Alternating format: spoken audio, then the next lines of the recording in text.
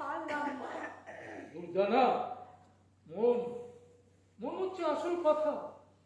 মন যার ঘরমুখো থাকে না, দশের কল্যাণের জন্য মন উচটো নয় যার, তাকে ঘরে বেঁধে রাখার সাধ্য কার? দোষের কল্যাণ? আখড়া বসে খেলকা পড়ে গান গাওয়া, এতে কার কল্যাণ হয় আমি জানি নে। তবে সংসার ভাঙে, স্ত্রী স্বামী আড়া হয়, মেয়ে বাপরে পায় না, এতে সংসারের ভালো কিছু হয় না, খেতেই হয়। শ্রী চৈতন্য, কবি রামানন্দ আর হরিপদ গোস্বামী, এই সমস্ত মহাপুরুষেরা এই জগতে এসেছেন বলেই না তাদের ডাকে ঘর ছেড়ে মানুষ তাদের পাশে দাঁড়িয়েছে। তুমি জানো দুর্দানা, এরা নিজেদের সুখের জন্য নয়, পরের জন্যে, পরের হিতের জন্য দুর্গম জীবন বেছে নেয়। দশের দেশের কল্যাণ আমি বুঝতে চাই নে, আবার কি করে চলবে বলে দেন। আমি চিরদিনের জন্য আখড়ায় চলে গেলে তোমার তো কোনো অসুবিধা হওয়ার কথা নয় দুর্দানা। রাত ঘরে চারখানা হাত, হালের বলদ, বাস্তু ভিটে ভাই আরো অনেক সম্পত্তি রয়েছে, যাতে কেউ জহরতরে বড় করা ও স্বাধীন ব্যবস্থা করা ছাড়া অন্য সব খরচ খরচা চলে যেতে পারে তোমার।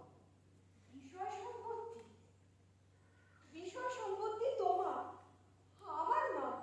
তাছাড়া আমি একলা মেয়ে মানুষ হয়ে সবকিছু সামলাবো, আর তুমি আমরাই বসে খেলকা করে গান গাইবে। বিষয়াসের সম্পর্কে আমার জ্ঞান খুব কম, বুঝি না। ওসব বাপু তোমরা নিজেরাই ঠিক করে না, আজ আমি উঠি। তুমি কোথাও যাবে না।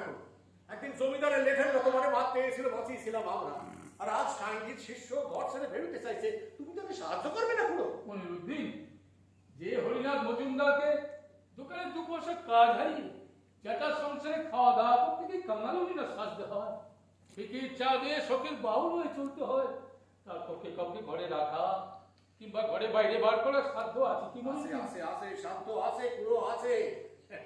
হরিনাথ মজুমদারের কলম রে মহর্ষি দেবেন ঠাকুর এখনো ভয় করে। ওই নীলকুঠির খবর দাও, তাই ওই লাল মুখ সাহেব গুলো তোমার ভয় করে। আর ভয় করে তোমার? ভয় করে, ভয় করে।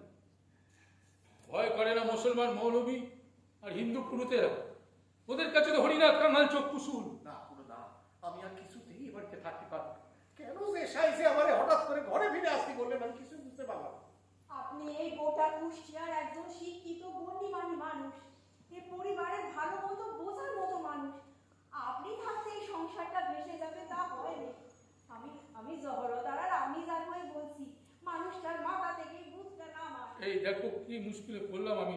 শোনো দুর্দানা, এই 3 মাস ধরে চট্টগ্রাম, নোয়াখালী, যশোরে বাউল গানের আসর করে ফিরেছি। কাল রাতে কুমারখালীতে এসে সমস্ত খবর পেয়ে এখানে চলে এসেছি। যে জন্যই আসেন না কেন, এসে যখন পড়েছে তখন কিছু একটা করুন। মানুষটা ঘরে না থাকলে আমাদের যে দিন চলবে না। এই দেখো, আমি এমনিতেই কাঙাল চাল চলোই মাত্র, তুমি সব হিসেব কিতাব আমি কিছু খুঁজি না।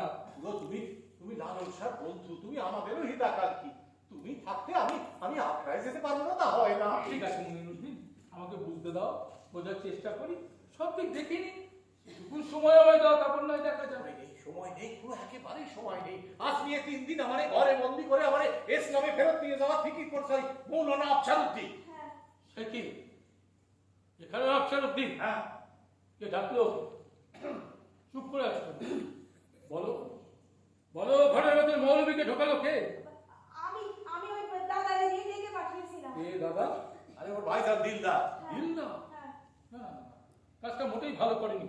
শোনো দুর্দানা, ঘরের ভেতরে মৌলবী আর পুরোহিত যাকেই ঢোকাও না কেন, তাতে সংসারে শান্তি ফেরে না।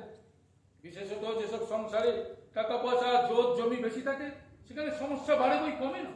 কি করব, আসলে কোনো উপায় না দেখে ওই ভাই জানিয়ে ডেকে পরামর্শ চাইতেই। তারপরে আফসারউদ্দিন কি?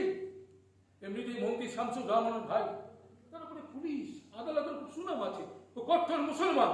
ইনশাআল্লাহ ইনশাআল্লাহ। মনিরুদ্দিন, তোমার 3 দিনের বন্ধু জীবন শেষ, এখন আবার ইসলাম ধর্মে ফিরে আসার সময় এসেছে। পবিত্র কোরআনকে মাথায় রেখে শুধু একবার বলো তুমি অনুতপ্ত, তাহলেই দিলদার যতক্ষণ এই কাফের ঘরে থাকবে ততক্ষণ তো মনিরুদ্দিনের ইসলামে ফেরত নেওয়া যাবে না, ওরা চলে যেতে বল। আমি বলছিলাম কি ওই আরে বেশারাম, আগে চেষ্টা তো করতে হবে, নইলে ইসলাম যেন সাতলে যাবে। আরে ইসলামের কথা পড়ে আগে যেটা করতে এসেন সেটা করেন না। তোর মধ্যে এত উত্তেজনা কেন রে? হ্যাঁ?